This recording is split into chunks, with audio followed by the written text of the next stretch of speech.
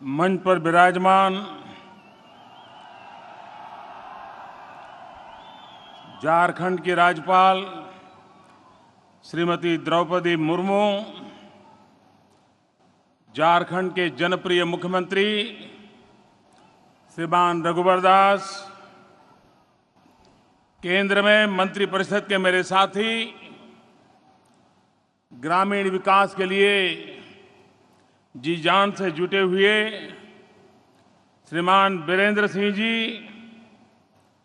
केंद्र में मंत्रिपरिषद के मेरे साथी श्रीमान निहाल चंद, केंद्र में मंत्रिपरिषद के मेरे साथी श्रीमान सुदर्शन भगत जी, झारखंड सरकार में मंत्री श्रीमान नीलकंठ सिंह मुंडा, मंत्री श्रीमान सरयू राय, मंत्री श्रीमान रणधीर सिंह, सांसद श्रीमान विद्युत वरण महतो जी, सांसद श्रीमान लक्ष्मण गिलुवा जी, सचिव पंचायती राज श्री एस.एम. विजयानंद जी, झारखंड मुख्य सचिव श्रीमती राजबाला वर्मा जी और विशाल संख्या में पधारे हुए झारखंड के मेरे प्यारे भाइयों बहनों और देश भर की पंचायतों से आए हुए सभी पंचायतों के प्रतिनिधि और आज टेक्नोलॉजी के माध्यम से देश की लाखों पंचायतों में बैठ करके इस कार्यक्रम में भागीदार हुए उन सभी ग्रामवासियों को आज पंचायत राज दिवस पर मेरी बहुत बहुत शुभकामनाएं।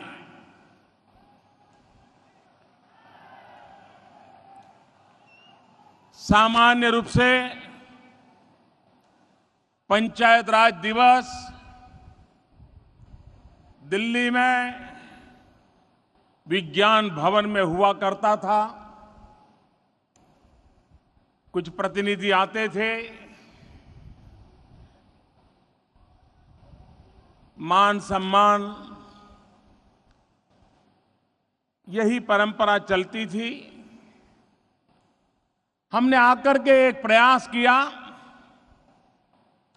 कि देश बहुत बड़ा है, दिल्ली ही देश है, इस भ्रम में से बाहर आना चाहिए।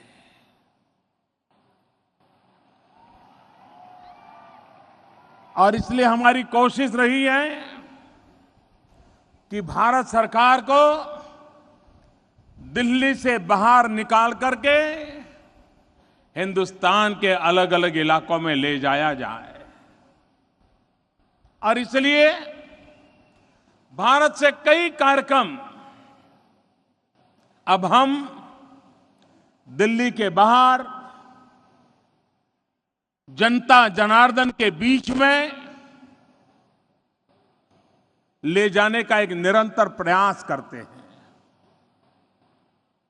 जब देश के किसानों के लिए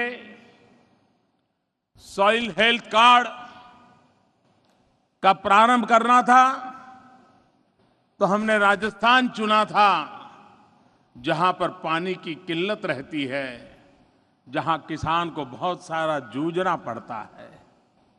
जब हमने बेटी बचाओ बेटी पढ़ाओ अभियान प्रारंभ किया तो हमने हरियाणा की धरती से किया था, क्योंकि हरियाणा देश में बालकों की तुलना में कम से कम बालिकाओं वाला राज्य था।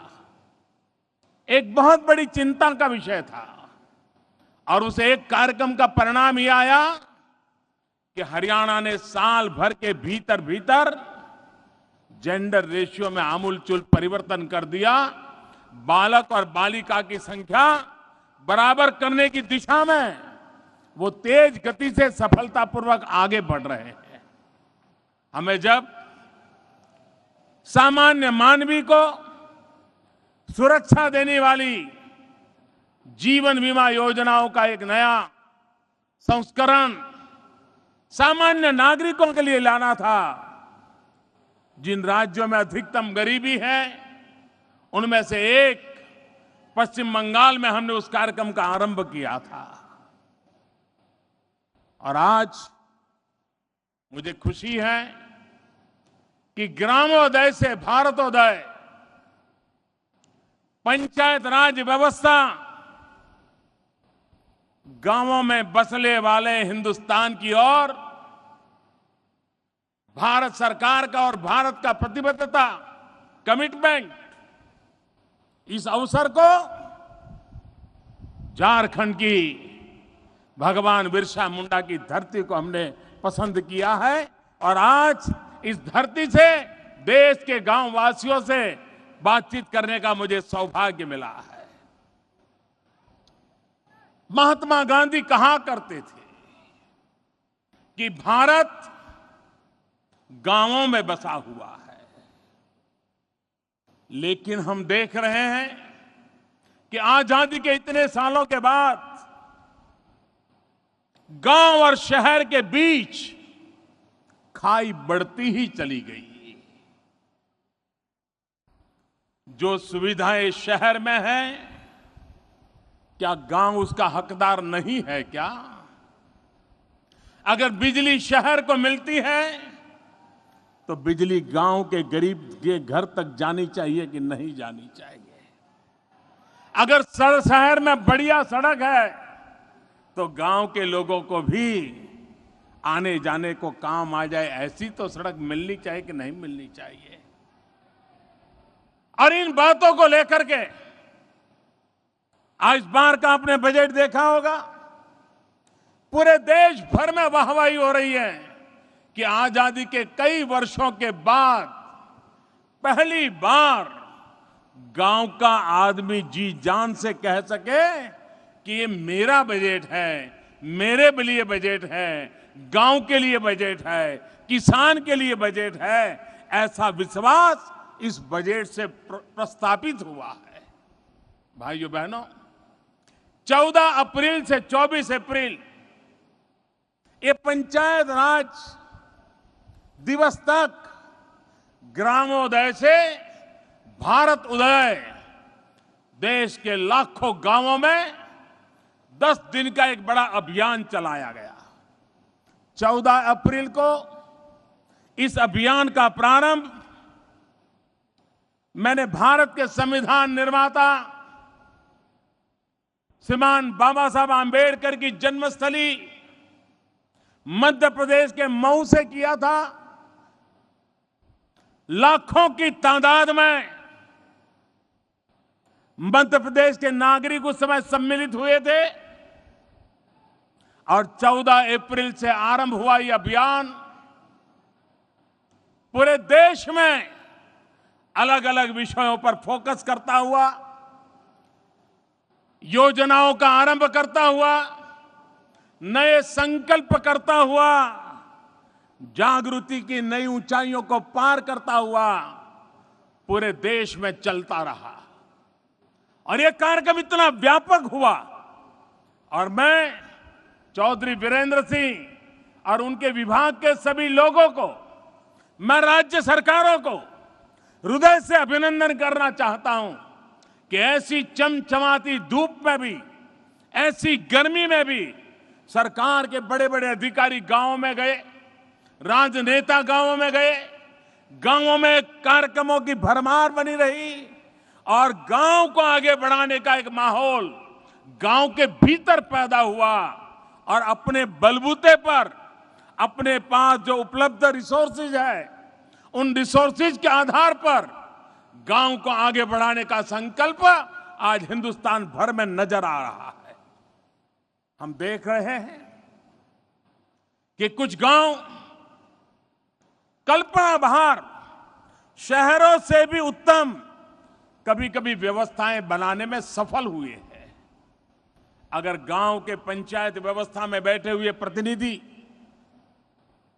ये संकल्प करें कि गांव के लोगों ने 5 साल के लिए मुझ पे भरोसा किया है, क्या 5 साल के अंदर मैं गांव को कुछ ऐसा देकर के जाऊं ताकि आने वाली पीढ़ियां भी याद करें कि फलाने फलाने वर्ष में फलाने पंचायत के प्रधान थे, फलाने पंचायत के मेंबर थे, इन्होंने हमारे गांव में ये बढ़िया काम कर करके गए। हर किसी के मन में, सभी जनप्रतिनिधियों के मन में यह संकल्प होना चाहिए कि मैं मेरे कार्यकाल में जिन लोगों का मैं प्रतिनिधि हूं, उस क्षेत्र की भलाई में कुछ न कुछ उत्तम ऐसे काम करके जाऊंगा जो आने वाले दिनों में गांव को आगे जाने के लिए एक मजबूत नींव का काम करेंगे, एक सही दिशा का काम करेंगे, एक सही गति पर ले जाकर के मैं रखूंगा। ये संकल्प हर किसी का होना चाहिए। ये ग्रामोदय से भारतोदय यात्रा के द्वारा दुनिया के लोगों को अजूबा लगता है। आज हमारे देश में इन पंचायतों में करीब करीब 30 लाख चुने हुए जनप्रतिनिधि बैठे हैं और उसमें 40% महिलाएं बैठी हैं। कुछ राज्यों ने, झारखंड जैसे राज्यों ने 50% किया है, कुछ राज्यों में 33% है। उसके कारण औसत मैं बताता हूं, करीब 40% संख्या महिलाओं की है। ये महिलाओं की संख्या अब काफी समय हुआ है। मैं आज इस पंचायती राज दिवस के अवसर पर इन लाखों मेरी महिला प्रतिनिधियों से आग्रह करना चाहता हूं, हाथ जोड़ करके विनती करना चाहता हूं कि मेरी माताएं बहनें, आपके गांव ने आप पर भरोसा रखा है और आप एक मां हैं, आप एक महिला है। क्या आप अपनी पंचायत में कुछ बातों के विषय में नेतृत्व करके परिवर्तन ला सकती हो क्या?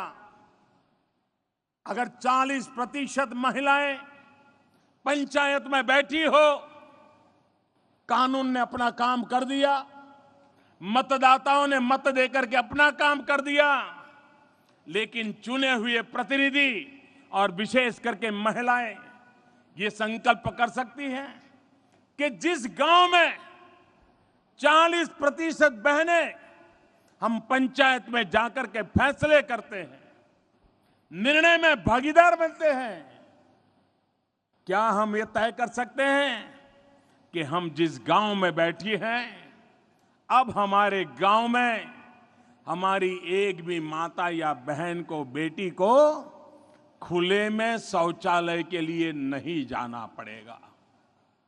हम शौचालय बना के रहेंगे। भारत सरकार, राज्य सरकार की शौचालय बनाने की योजना को हम खुद समय निकाल करके जाएंगे, लागू करके रहेंगे। और अगर मैंने कई गांव देखे हैं, एकाध बुढ़िया मां भी संकल्प कर ले कि मैं अब गांव में किसी को खुले में शौचालय जाने के लिए मजबूर होने दे, ऐसी स्थिति नहीं रहने दूंगी, तो ऐसे गांवों में हर घर में शौचालय बन गए। आज भी मेरी माताओं बहनों को खुले में शौच के लिए जाना पड़े, इससे बड़ी शर्मिंदगी की कोई बात नहीं है। और इसलिए मैं विशेष लाखों की तादाद में चुनी हुई मेरी माताओं बहनों से मैं आग्रह करता हूं कि आप इस काम पर ध्यान दें। मैं दूसरी बात उनसे करना चाहता हूं कि सरकार की तरफ से बजट मिलता है, स्कूलों में बच्चों के लिए मध्याह्न भोजन चलता है, आप जनप्रतिनिधि हैं, आप चौकसी करें कि सरकार के पाई पाई का उपयोग अच्छा मध्याह्न भोजन बन करके उन छोटे छोटे बालकों के पेट में जाता है कि नहीं जाता है। बालक तो भगवान का रूप होता है। हमारे गांव का बालक कुपोषण से पीड़ित हो, ये बात अगर मैं जनप्रतिनिधि एक महिला हो तो मुझे कभी भी गवारा नहीं होनी चाहिए। मैं इसमें बदलाव लाने के लिए एक जनप्रतिनिधि के नाते मैं अपने कर्तव्य का पालन करूंगी। ये संकल्प मेरी 39% माताएं बहनें, 1/3 गांवों में प्रधान महिलाएं हैं। क्या हम ये संकल्प कर नहीं सकते ताकि हमारे गांव में हमारे गरीब से गरीब बालक भी कुपोषण के शिकार न हो और उसके लिए हम चिंता कर सकें। मैं मेरी इन माताओं बहनों से एक और काम के लिए अपेक्षा करना चाहता हूं। हमारे गांव में हर साल गरीबी की रेखा के नीचे जीने वाली 5 महिलाएं या 10 महिलाएं हर वर्ष उनकी प्रसूति का समय आता होगा। ये प्रसव काल के दरमियान मैं जनप्रतिनिधि के नाते अरे गांव में गरीबी की रेखा के नीचे जीने वाले 3 बहनों की प्रसव है या 5 बहनों की है या 10 बहनों की है, क्या गांव के अंदर एक जन जागृति ला करके 9 महीने तक उस मां को अच्छा आहार मिले, अच्छा पोषक खाना मिले, इसके लिए गांव मिलकर के इतनी जिम्मेवारी उठा सकता है क्या? मैं इसलिए नहीं कहता हूं कि सवाल बजट का है, मुद्दा बजट का नहीं होता है। यह जन आंदोलन जब बन जाता है तब हमारी माताएं जो प्रसव पीड़ा के कारण कभी मां मरती है, कभी जन्म लेने वाला बच्चा मरता है, कभी मां और बच्चा दोनों मर जाते हैं। 21वीं सदी के हिंदुस्तान में हमारे गांव की माताएं, और जब एक प्रसव में जो मां मरती है गांव में, उसकी उम्र क्या होती है? 25 साल 27 साल की वो बेटी जो मां बनने वाली है, कितने सपने संजो करके उसने शादी की होगी, कितने सपने संजोए कर उस परिवार में वो बहू बन करके आई होगी, और पहली ही प्रसव में अगर वो मौत के शरण हो जाती है तो वो परिवार कितना तबाह हो जाता होगा।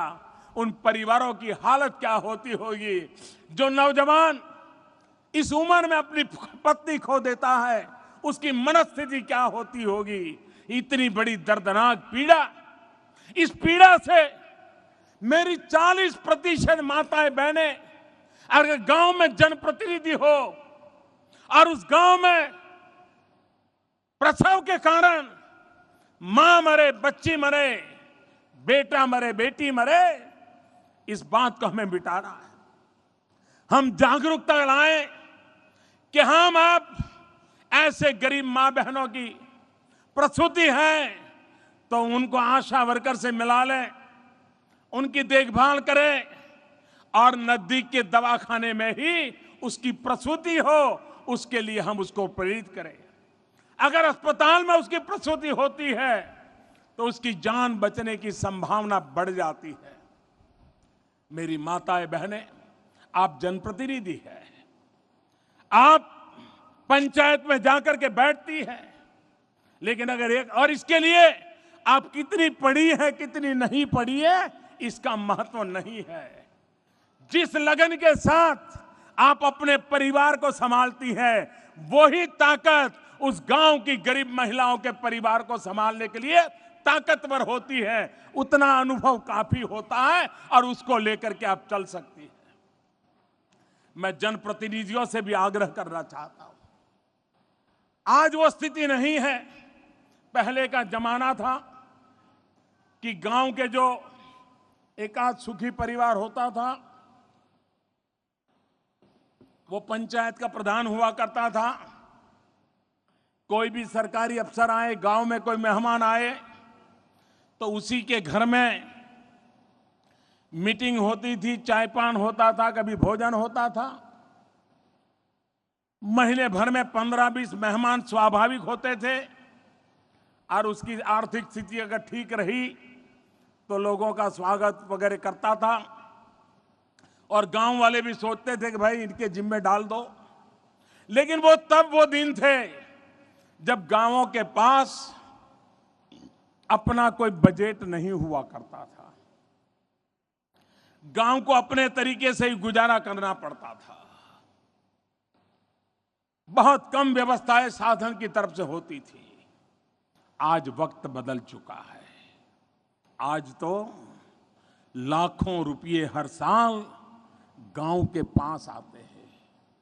और पंचायत प्रधानों के चुनाव में भी जो इतनी स्पर्धा आई है, उसका मूल कारण भी ये विपुल मात्रा में धन जो आ रहा है, वो भी एक कारण है। लेकिन मैं चाहता हूं इस धन का योजनाबद्ध तरीके से अगर जनप्रतिनिधि अपने 5 साल के लिए तय करें तो अपने गांव में उत्तम से उत्तम परिणाम ला सकते हैं।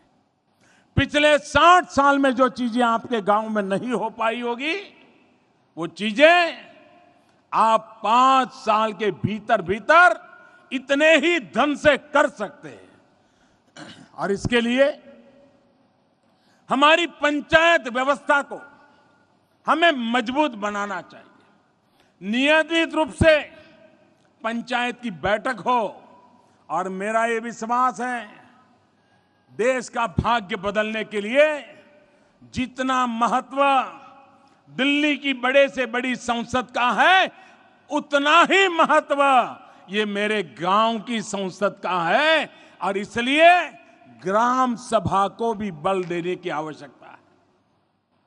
आज जब ग्राम सभा होती है तो औसत कितनी संख्या आती है? एक कहने को कागज पर लिखने वाली ग्राम सभा होती है।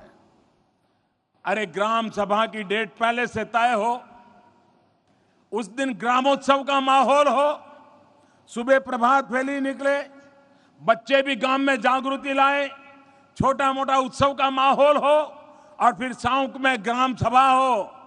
तो आज ग्राम सभा में 5%, 10%, 15% लोग आते हैं। महिलाएं तो बहुत कम आती है, कभी कभी तो जनप्रतिनिधि भी नहीं पहुंचते हैं। क्या हम संकल्प कर सकते हैं कि हम ऐसी ग्राम सभा करेंगे जिसमें कभी भी गांव की आबादी के 30% लोग एब्सेंट नहीं रहेंगे? ये हम संकल्प करके हम लोगों को लाने का प्रयास कर सकते हैं। और देखिए, ग्राम सभा में तय करिए कि ये करना है, ऐसे करना है, पूरा गांव आपको मदद करेगा। अगर सफाई का अभियान चलाना है तो गांव उत्तम से उत्तम सफाई का उदाहरण दे सकता है। आज भी कई गांव हैं जिन्होंने अपने बलबूते पर सफाई का अभियान चलाया है। और गांव में जो कूड़ा कचरा इकट्ठा होता है, वो गांव के बाहर उन्होंने वर्मी कंपोस्ट के बेड बनाते हैं, गड्ढे बनाते हैं, और केचुए ला करके डालते हैं। अच्छा सा खाद्य भी मिल जाता है, और वो फर्टिलाइजर बेचते हैं, गांव को ही किसान ले जाते हैं। गांव में सफाई भी रहती है और खेत को अच्छा खाद भी मिलता है। ये होता नहीं है इसलिए कि पैसे हैं, इसलिए होता है कि ग्राम पंचायत का प्रधान, गांव के चुने हुए प्रतिनिधि, गांव का शिक्षक, गांव के 2-4 आगेवान लोग, ये जब मिलकर के तय करते हैं, बदलाव आना शुरू हो जाता है। गांव सफाई के विषय में थोड़े से कदम उठाने, वो आर्थिक रूप से लाभप्रद होता है। ऐसा उत्तम खाद्य गांव की सफाई से निकलता है कि हमारे खेतों की हालत को सुधार सकता है।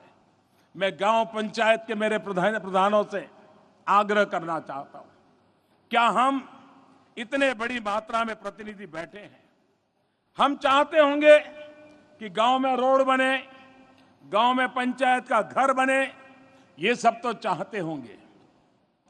लेकिन क्या गांव में शिक्षक हो, गांव में स्कूल हो, सरकारी बजट खर्च होता हो, लेकिन उसके बावजूद भी अगर मेरे गांव के बच्चे महीना 2 महीना स्कूल जाकर के जाना बंद कर दे तो इसकी चिंता पंचायत के लोगों को होती है कि नहीं होती है? अगर हमें चिंता नहीं होती है तो हम गांव के मुखिया नहीं है। अगर आज एक बच्चा उसकी कुल स्कूल छूट जाती है, इसका मतलब ये हुआ कि भविष्य में अपने गांव में हम एक ऐसा नौजवान तैयार कर रहे हैं जिसके भविष्य में अंधकार लिखा हुआ है। अगर वो बच्चा स्कूल गया, हर हफ्ते हमने थोड़ी जानकारी ली, पूछताछ की, कोई बच्चा स्कूल नहीं जाता है तो गांव का प्रधान अगर उसके माँ बाप से बात कर लेता है कि देखो भाई, मास्टर जी आए थे, कह रहे थे कि फलाने का बेटा स्कूल नहीं आ रहा है, क्या हुआ, बीमार तो नहीं है? इतना सा अब अगर गांव का प्रधान पूछ ले, पंचायत का सदस्य पूछ ले, तो गांव में बच्चों को स्कूल ले जाने के लिए माँ बाप भी जागरूक हो जाएंगे।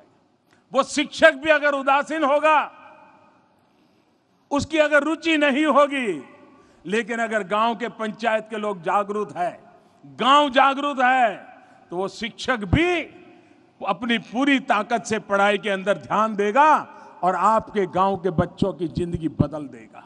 और इसलिए हम पंचायत के प्रधान के नाते हम सिर्फ रोड बना कि नहीं बना, बजट आया कि नहीं आया, इससे सीमित रहते हुए जन सुविधा की ओर भी ध्यान दें। हमारे यहां पल्स पोलियो का खुराक खिलाया जाता है। कितने जनप्रतिनिधि हैं कि जो हफ्ते पहले से पल्स पोलियो के काम को अपने कंधे पर उठा लेते हैं और तय करते हैं कि हमारे गांव का कोई बच्चा टीकाकरण से बाकी नहीं रह जाएगा, पोलियो के खुराक से बाकी नहीं रह जाएगा। हम 5 साल हमारे कार्यकाल के दरमियान 100% टीकाकरण करवा लेते हैं, पोलियो का खुराक पहुंचा देते हैं, तो हमारा सौभाग्य होगा कि हमारे गांव में कोई भी ऐसा बच्चा नहीं होगा, कोई भी ऐसी बच्ची नहीं होगी जिसको कभी लकवा मार जाए, वो जीवन भर दिव्यांग के रूप में रहने के लिए मजबूर हो जाए और पूरा गांव जीवन भर उसके दया भाव की तरह देखता रहे। हम चाहते हैं कि हमारा गांव स्वस्थ रहे तो हमारे बालक स्वस्थ होने चाहिए। हमारे बालक स्वस्थ रखने हैं तो हमें जो सरकार की योजनाएं हैं, एक पंचायत के चुने हुए प्रतिनिधि के नाते उसे परिपूर्ण करने के लिए हमें जागरूकता दिखानी होगी। हमने स्वयं ने नेतृत्व करना होगा और इंद्रधनुष योजना, पुराने जितने ऐसे बालक छूट गए हैं, उन बालकों को अब इस हेल्थ के कवर में लाने का एक बड़ा अभियान है। करोड़ों करोड़ों बालक अभी भी ऐसे हैं कि जो किसी न किसी कारण से इसका फायदा नहीं ले पाए हैं या हम फायदा नहीं पहुंचा पाए हैं।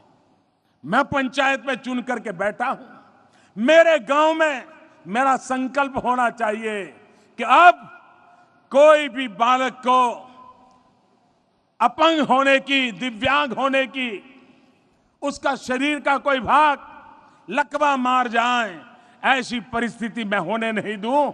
ये मेरा संकल्प होना चाहिए। अगर एक के बाद एक पंचायत में चुने हुए मेरे प्रतिनिधि मेरे गांव के जीवन को बदलना तय करें। हम जानते हैं वर्षा पर हमारी खेती निर्भर है। अगर गांव में किसान परेशान है तो गांव की बाकी कारोबार भी बंद हो जाते हैं। लुहार की कमाई भी बंद हो जाती है, सुथार की भी कम हो जाती है, मोची की भी कम हो जाती है, हर किसी की तकलीफ हो जाती है। पूरा अर्थ कारण गांव का खराब नष्ट हो जाता है।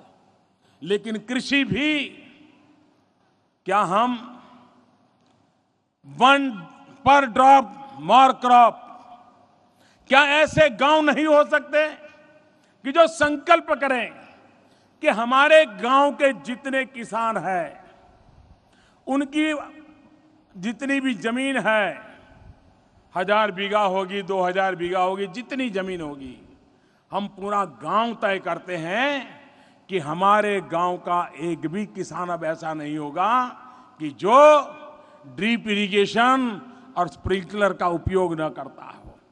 हम पानी बचाएंगे, हम आधुनिक खेती करेंगे, हम सॉइल हेल्थ कार्ड देंगे, हम पशुपालन करवाएंगे, हम शहद के लिए मधुमक्खी का काम करवाएंगे, जहां मत्स्य उद्योग होता होगा वहां मछली पालन का करवाएंगे। हम कोशिश करेंगे कि हमारा किसान ये जो योजनाएं हैं उन योजनाओं को लाभ लेने के लिए आगे कैसे आए। और आपने देखा होगा, जिस गांव का प्रधान सक्रिय होता है, जिस गांव के चुने हुए जनप्रतिनिधि सक्रिय होते हैं, तो सरकार को भी, सरकारी अधिकारियों को भी उस गांव में काम करने का जरा मजा आता है, क्योंकि उनको भी अपने टारगेट पूरे करने होते हैं, अपने लक्ष्यांक पूरे करने होते हैं। सरकारें उनसे हिसाब मांगती हैं, इसलिए वो भी क्या करते हैं, जो गांव जागरूक है, अच्छा कर सकता है, उन्हीं गांवों के पास जाते हैं और कहते हैं देखो ये योजना आई है, आप लागू कर दो। और उसके कारण होता क्या है कि एक इलाके में जो 12-15 बहुत सक्रिय पंचायत है, उनको सारे फायदे पहुंच जाते हैं, और जो निष्क्रिय पंचायतें हैं वहां अफसरों को जाने का मन ही नहीं करता है, सरकार को जाने का मन नहीं करता है, और पैसे एक तरफ चले जाते हैं। मेरे भाइयों बहनों, स्थिति अच्छी नहीं है। आप स्वयं जागरूक बनिए, आप सक्रिय बनिए, आप नेतृत्व कीजिए। अगर आप सक्रिय बनते हैं, आप नेतृत्व करते हैं, तो मैं नहीं मानता हूं कि अफसरों को कहीं और जाने का मन करेगा। उनको तो विश्वास होगा कि यहाँ के 20 गांव मेरे जिम्मे हैं, 20 गांव इतने अच्छे हैं कि सारी योजनाएं लागू हो जाएगी, उन सारी योजनाएं 20 गांव में आ जाएगी। आज पैसों की कमी नहीं है मेरे भाइयों बहनों, योजनाओं की कमी नहीं है, दृष्टि की कमी नहीं है। आवश्यकता है कि धरती पर बैठे हुए मेरा गांव का कल्याण करने वाले, पंचायत राज्य व्यवस्था से जुड़े हुए मेरे पंचायत के भाई बहन इसके लिए समर्पित भाव से काम करें। क्या हम संकल्प कर सकते हैं सरकार की योजनाओं के द्वारा, सरकार की योजनाओं के द्वारा गांव की अपनी सफलताओं का एक हिसाब होता है, लेकिन 5 साल के लिए गांव 5 कार्यक्रम ले सकता है, 1 साल के लिए 1 कार्यक्रम। जैसे अगर कोई गांव तय करे कि हम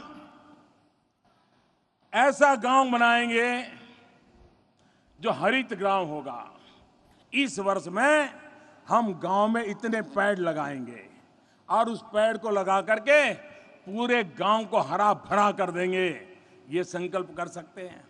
दूसरे साल कोई संकल्प करे हम ऐसा गांव बनाएंगे जहां से एक बूंद भी वर्षा का पानी हम बाहर नहीं जाने देंगे, हम बूंद बूंद पानी को रोकने का प्रबंध करेंगे, हम जल संचय के लिए हम पूरी तरह काम करेंगे।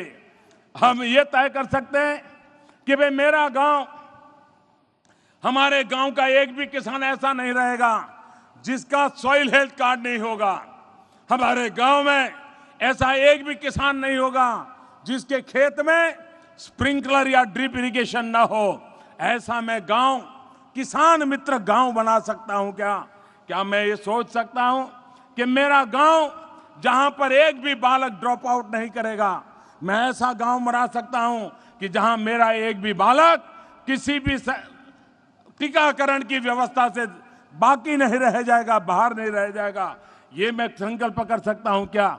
अगर मैं ये योजना बनाऊं कि मेरे गांव में डिजिटल इंडिया का जो मूवमेंट चलने वाला है, मेरे गांव तक फाइबर का नेटवर्क आने वाला है, मैं मेरे गांव में अभी से ये टेक्नोलॉजी का उपयोग करने वाली नौजवानों की टोली तैयार करके मेरे नगर गांव को भी ई ग्राम बनाने की दिशा में मैं काम कर सकता हूं क्या?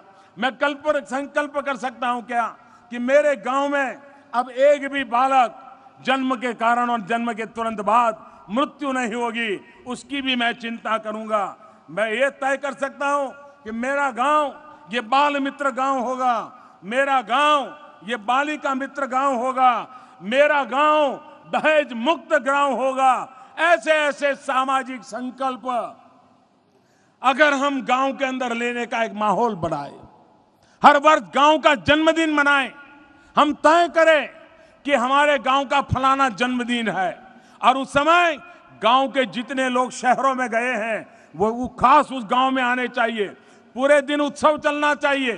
गांव एक साल का संकल्प करे कि एक साल के अंदर हमें गांव को कहां ले जाना है।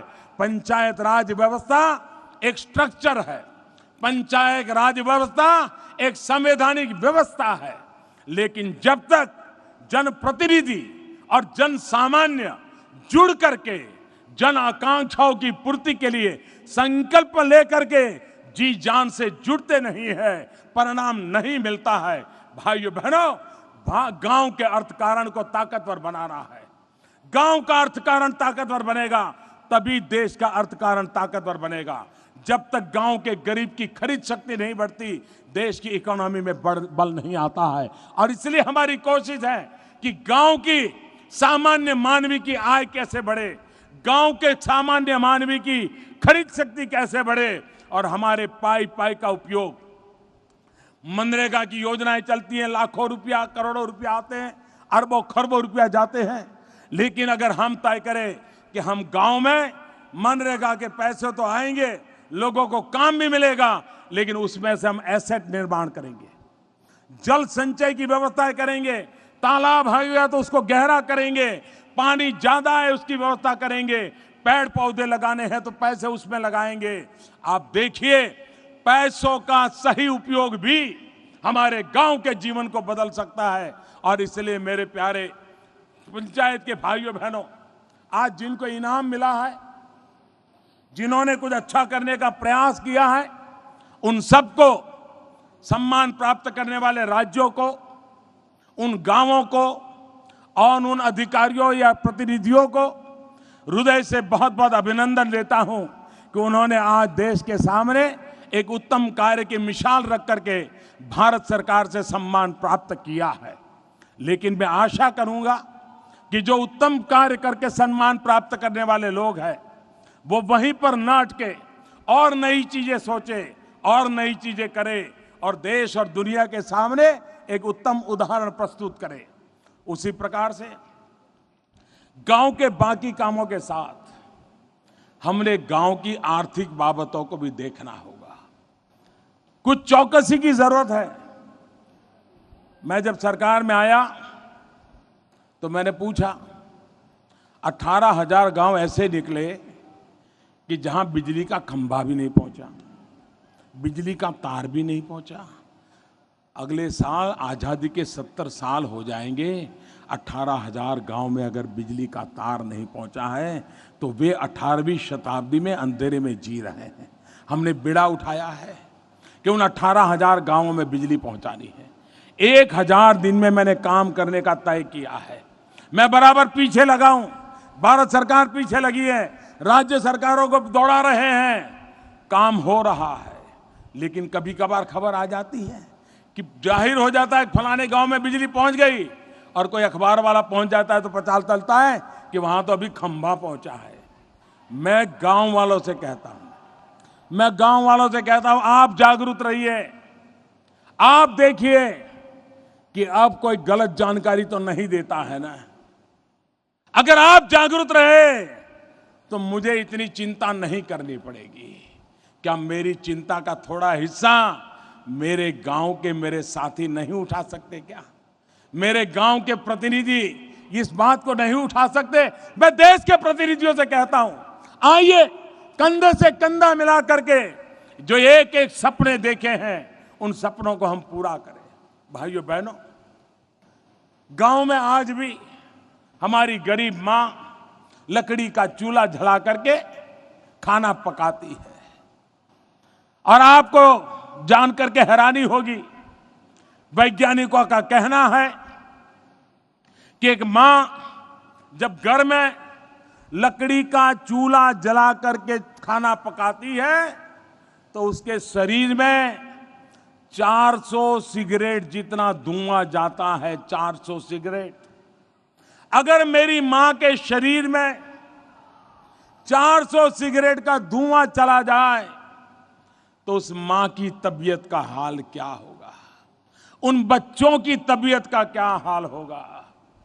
क्या हम आजादी के इतने सालों के बाद 21वीं सदी में खाना पकाने के कारण हमारी गरीब माताओं को मरने देंगे?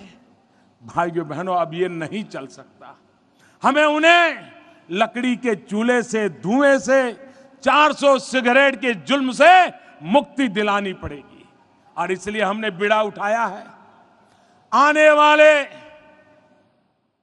3 साल में 5 करोड़ परिवारों में गैस का सिलेंडर देना है। आपके गांव में भी होंगे। आप स्वयं गांव में देखें कि सरकार ने जो काम उठाया है उसका फायदा पहुंच रहा है कि नहीं पहुंच रहा है, सही व्यक्ति को पहुंच रहा है कि नहीं पहुंच रहा है। इन गरीबों की मदद करना, आप देखिए उनकी जिंदगी में बदलाव आना शुरू हो जाएगा। गांव के बगल के जंगल बच जाएंगे। लकड़ी कटती है, जंगल कटते हो बच जाएंगे। हम पर्यावरण की भी रक्षा करेंगे, माताओं के स्वास्थ्य की भी चिंता करेंगे, बच्चों के भविष्य की भी चिंता करेंगे। और इसलिए मैं आपसे आग्रह करता हूं कि हम एक भागीदारी के साथ, सहभागिता के साथ, कंधे से कंधा मिला करके, देश का बड़ा सा बड़ा मुखिया क्यों ना हो, गांव के बड़े से बड़े मुखिया से कोई बड़ा नहीं होता है। मेरे लिए गांव का मुखिया बहुत बड़ा होता है, क्योंकि वो चाहे तो अपने नेतृत्व, अपने दिशा दर्शन से गांव के जीवन को बदल सकता है। और एक बार हिंदुस्तान के गांव बदलने लग गए तो इस देश को बदलते हुए देर नहीं लगेगी। भाइयों बहनों, जो सुविधाएं शहर में है वो सुविधाएं गांव को भी मिलनी चाहिए। हमने अभी इनाम नाम की योजना शुरू की है। ये इनाम योजना किसानों को बहुत बड़ा भला करेगी। अभी वो प्रारंभिक अवस्था में है, अभी थोड़ी कमियां भी होगी, सुधार करते करते अच्छाइयों की तरफ जाएंगे भी। लेकिन इनाम योजना, नेशनल एग्रीकल्चर मार्केट, अब किसान अपने मोबाइल फोन से तय कर सकता है कि उसने अपनी फसल कहां बेचनी है, अपनी पैदावार कहां बेचनी है। जहां ज्यादा पैसा मिलेगा वहां बेचेगा। इसके लिए हमारे में जागरूकता चाहिए। इन चीजों का फायदा उठाने के लिए हमारे पास व्यवस्था होनी चाहिए। अगर हम उस बातों को करेंगे तो आप देखिए परिणाम आना शुरू हो जाएगा। और इसलिए मेरे प्यारे भाइयों बहनों, खास करके मेरे गांव के प्यारे भाइयों बहनों, हमारी कोशिश है, आज शहरों में डिजिटल नेटवर्क है, जितना महत्व हाईवेज का है उतना ही महत्व आईवेज का है। इंफॉर्मेशन वे, गांव के लोगों को भी वो सारी इंफॉर्मेशन चाहिए और इसलिए ऑप्टिकल फाइबर नेटवर्क गांव गांव पहुंचाना है। जो गांव जागरूक होंगे, खेतों में से वो पाइप डालने के लिए सुविधा दे देंगे। इतनी तेजी से काम होगा कि आपके गांव को भी आधुनिक विश्व से क्या जोड़ने में सुविधा बनेगी। गांव स्वयं जागरूकता दिखाएं।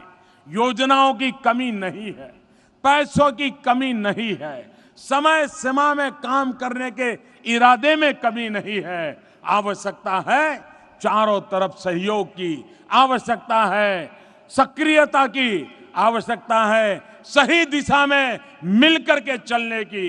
एक बार गांव चल पड़ा तो देश चल पड़ेगा। इस विश्वास के साथ आज पंचायत राज दिवस पर 10 दिन का महाअभियान, पहली बार देश के 2.5 लाख गांवों में इतना बड़ा अभियान चला है। पूरी सरकार ताकत लग गई इसके साथ। एक प्रकार से कार्यक्रम का समापन हो रहा है, लेकिन इरादों का आरंभ हो रहा है, संकल्प का आरंभ हो रहा है। हमने 10 दिन में ग्रामोदय का खाका समझ लिया है। अब शुरू होता है कि आने वाले हमारे कार्यकाल के दरमियान जितने भी वर्ष मुझे मिले हैं, अगले चुनाव तक पंचायत के प्रधान के रूप में, पंचायत के मेंबर के रूप में एक एक मिनट का उपयोग एक एक पाई का उपयोग, एक एक पल का उपयोग मैं मेरे गांव को ग्रामोदय के लिए, उत्तम से उत्तम ग्रामोदय की कल्पना करके करूंगा, तभी भारतोदय का मेरा सपना पूरा होगा। इस काम के लिए मैं फिर एक बार आप सबको निमंत्रण देता हूं, आपका सहयोग चाहता हूं। मैं झारखंड सरकार का भी अभिनंदन देता हूं, रघुवर दास जी का अभिनंदन करता हूं कि आज उन्होंने बड़े बड़े शहरों में बड़े बड़े उद्योगों के लिए सिंगल विंडो सिस्टम की तो चर्चा सुनी है। उद्योगकारों के लिए सिंगल विंडो सिस्टम के लिए हर सरकार बात करती है, लेकिन रघुवर दास जो हैं किसानों के लिए जीने मरने वाली सरकार, वो कहती है हम किसानों के लिए सिंगल विंडो प्रारंभ करेंगे। आज किसानों के लिए सिंगल विंडो योजना का जो प्रारंभ किया है, उनकी कल्पकता के लिए, उनके इस योजनाबद्ध उपक्रम के लिए मैं रघुवर दास जी को और झारखंड की सरकार को हृदय से बहुत बहुत अभिनंदन करता हूं, बहुत बहुत उनकी बधाई करता हूं। इतना बड़ा कार्यक्रम मैं देख रहा हूं, आज 40-45 डिग्री टेम्परेचर है, लेकिन जब मैं आया पूरा स्टेडियम चकाचक भरा हुआ था। इतना बड़ा उत्साह उमंग, इतना बड़ा सफल कार्यक्रम करने के लिए मैं श्रीमान रघुवर दास जी और सरकार को और झारखंड की जनता को हृदयपूर्वक बहुत बहुत अभिनंदन देता हूं। और देश भर में इंटरनेट के माध्यम से, टीवी के माध्यम से ग्राम सभा में जो लोग बैठे हैं, उन किसान और भाइयों को, उन ग्राम सभा के भाइयों को, उन ग्राम पंचायत के प्रतिनिधियों को फिर से एक बार आभार व्यक्त करता हूं, अभिनंदन करता हूं। और मैं फिर से एक बार आग्रह करता हूं कि ग्रामोदय का बीड़ा उठा लीजिए, ग्रामोदय का संकल्प लेके चल पड़िए। आज से हम शुरू करें, अब रुकना नहीं है, थकना नहीं है, अविराम चलते रहना है, गांव के सपनों को पूरा करके रहना है। महात्मा गांधी की 2019 में 150 साल होंगे, उस समय गांधी के सपनों का गांव बना करके रहेंगे, ये निर्धार करके चले। इसी एक अपेक्षा के साथ आपको बहुत बहुत शुभकामनाएं। धन्यवाद।